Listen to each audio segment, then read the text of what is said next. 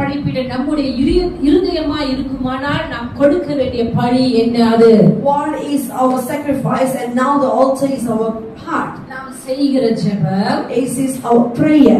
நாம் கர்த்தருக்காய் கொடுக்கிற நேரம், it is the time we give to the Lord. நாம் அவருக்காய் செய்கிற துதி ஸ்தோத்திர பலிகள், it is the praises we made.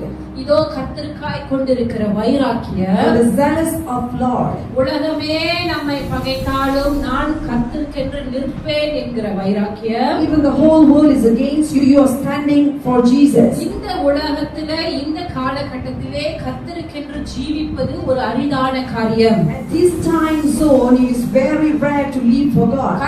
உலகம் ரொம்ப துரிதமாய் போய் கொண்டிருக்கிறது. this world is rushing.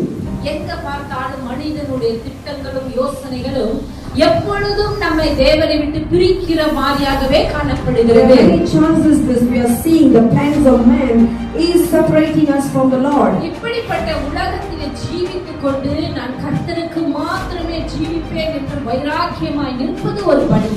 at this time of this world it is a sacrifice that you decide to live for God. நீங்கள் இதோ எல்லா ஜாதிகளிலிருந்து வேறு பிரிக்கப்பட்டவர்கள் என்று கர்த்தர் சொல்லும்போது அநேக நேரங்களிலே நீங்கள் ஒதுக்கப்பட்டவர்களாக காணப்படுவீர்கள். I have separated you from all these people. எல்லாரும் உங்களை ஒதுக்கியே you வைத்திருப்பார்கள். will be rejected. அந்த நேரத்திலே நீங்கள் at that time உங்கள் விசுவாசத்தை நீங்கள் விட்டுக் கொடுக்காமல் let us not give our faith கர்த்தருக்காக வைராக்கியமாய் நின்றீர்கள் அல்லவா? and stand strong for the Lord. அது நீங்கள் அவருக்கு செலுத்துகிறபடி. so it is the sacrifice that you இந்த make. காலகட்டத்திலே பெண்களை வைத்துக் கொள்ளுங்கள். let us never now says women. இதோ புறம்பான அலங்காரமானது மிக முக்கியமாய் காணப்படுகிற இந்த காலகட்டத்திலே at this time the outward adornment is very important. என்னுடைய புறம்பான அலங்கரிப்பு எனக்கு முக்கியமாய் காணப்படாமல் புறம்பானாலும் சரி என் இருதயமானாலும் சரி அது கர்த்தருக்கே உரியது என்று வைராக்கியமாய் இருக்கிறீர்களே, அது நீங்கள் ஆண்டவருக்கு செலுத்துகிற பலி.